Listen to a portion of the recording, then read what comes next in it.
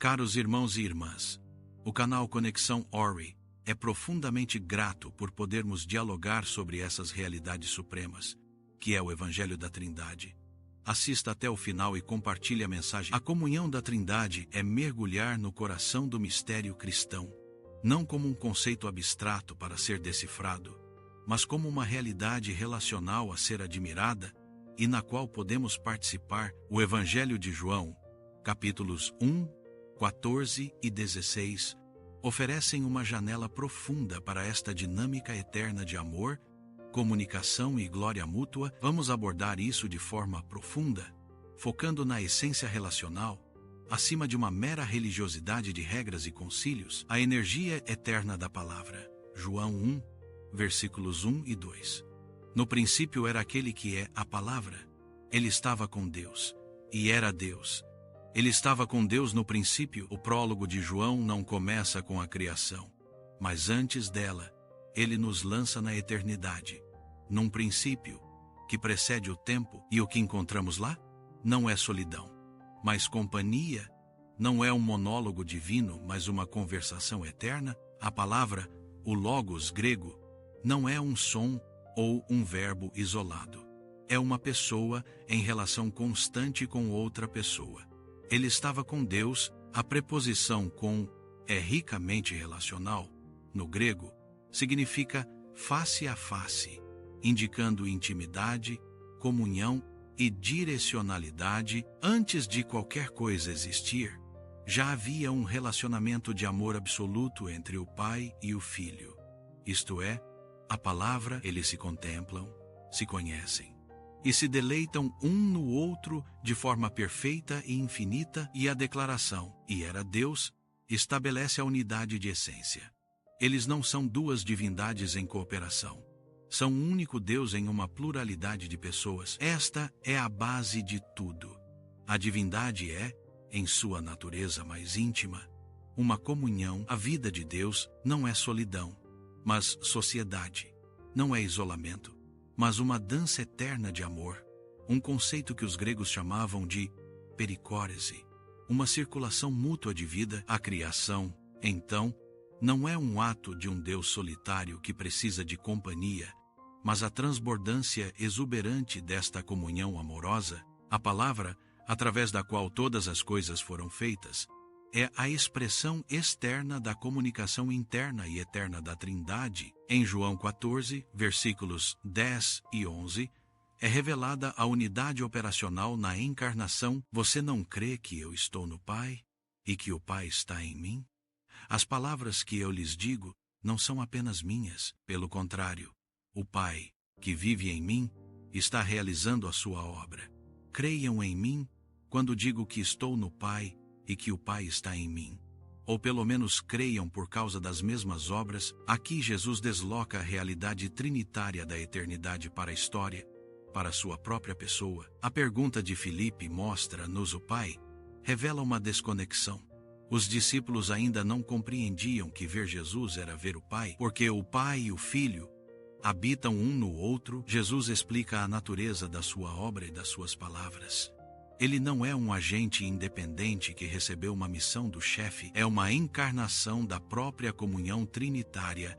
O Pai que vive em mim está realizando a sua obra. As palavras de Jesus são as palavras do Pai, não porque ele as memorizou, mas porque ele é a palavra do Pai. A vida de Jesus é a vida do Pai fluindo através dele em unidade perfeita. Isto desmonta qualquer ideia de um deísmo distante ou de uma hierarquia, onde o Pai é superior em vontade ou glória. A vontade do Filho é perfeitamente una com a do Pai, não por submissão forçada, mas por identidade de amor e propósito. As obras que Jesus realiza, amor aos marginalizados, são a manifestação visível do caráter invisível do Pai. Elas são a obra do Pai, realizada através do Filho. A unidade não é apenas metafísica, eu estou no Pai, mas operacional, ele está realizando a sua obra. Passemos a João 16. Aqui o texto fala sobre a glória, que circula, mas quando o Espírito da verdade vier, ele os guiará a toda a verdade. Não falará de si mesmo, falará apenas o que ouvir, e lhes anunciará o que está por vir. Ele me glorificará, porque receberá do que é meu, e o anunciará a vocês. Tudo o que pertence ao Pai é meu. Por isso eu disse que o Espírito receberá do que é meu, e o anunciará a vocês. Este talvez seja o retrato mais claro da dinâmica interna da Trindade. Jesus introduz o papel do Espírito Santo, e ao fazê-lo, revela a economia da glória dentro da divindade. O Espírito não é um ator independente que busca sua própria fama. Sua missão é cristocêntrica. Ele me glorificará. Como ele faz isso?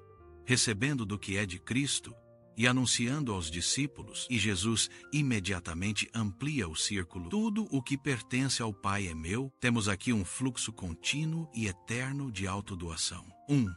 Tudo o que é do Pai pertence ao Filho. Todas as coisas foram feitas por ele. 2. O Espírito recebe do que é do Filho. 3.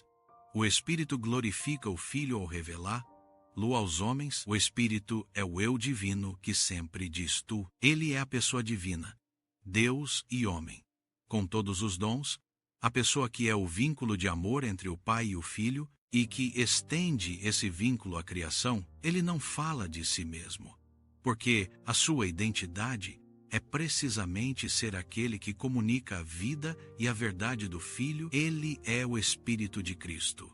Está escrito em Romanos, versículo 9, esta é uma humildade divina e uma glorificação mútua que define a própria vida de Deus. Cada pessoa existe para revelar, glorificar e dar-se às outras. O que estes textos nos revelam, portanto, é que o Deus cristão não é uma centelha divina estática, mas uma comunhão dinâmica, eterna e amorosa de três pessoas, distintas em perfeita unidade. A salvação, então, não é simplesmente sobre ir para o céu após morrer, mas sobre ser convidado para dentro desta comunhão. Assim, podemos perceber uma comunhão convidativa. A oração de Jesus em João 17, versículos 21 e 23, ecoa este tema: para que todos sejam um, Pai, como tu estás em mim e eu em ti, que eles estejam em nós, eu neles e tu em mim. O objetivo final do Evangelho é que a humanidade, redimida e transformada, participe da própria vida trinitária. O Espírito que glorifica o Filho é o mesmo que habita em nós, nos guiando à verdade e nos conformando à imagem de Cristo, para que possamos, por graça, entrar na dança do amor que sempre existiu entre o Pai, o Filho e o Espírito Santo. Longe de ser um dogma árido e acadêmico, a doutrina da Trindade é a boa notícia de que o universo é fundamentado não em um poder impessoal, mas em um relacionamento de amor absoluto, e esse amor não se contenta em ficar fechado em si mesmo. Ele se derrama na criação, na encarnação e na habitação do Espírito, convidando cada ser humano a sair da sua solidão existencial e a encontrar seu lar na comunhão eterna de Deus. Agradeço por sua generosidade em se inscrever no canal, dê o like e não esqueça de compartilhar o vídeo. É verdadeiramente inspirador saber que a exploração do mistério trinitário ressoou com você. Esse tema é, de fato, um poço sem fundo de beleza e verdade, e sua apreciação é um testemunho do anseio humano por uma conexão com o fundamento relacional de toda a existência.